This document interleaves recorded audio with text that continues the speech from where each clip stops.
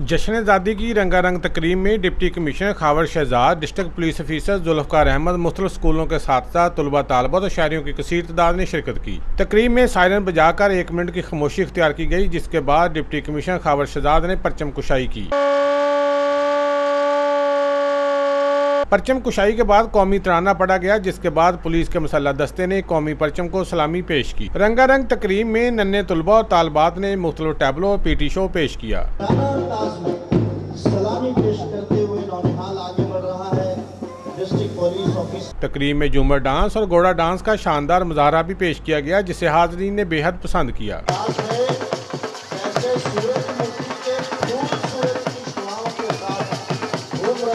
तकरीब से मुकर्रीन खिताब के दौरान बानी पाकिस्तान क़ायद-ए-आज़म मोहम्मद अली जिन्नाह को ज़बरदस्त खराज अक़ीदत पेश किया। तकरीब के इख्तिताम पर मेहमानों ने ज़िला भर में बेहतरीन कारकर्दगी और पोजीशन होल्डर तलबा तालबात में शील्ड तकसीम की। कैमरामैन शिद अंजम के साथ सुल्तान महमूद, टॉबर टेक सिंह।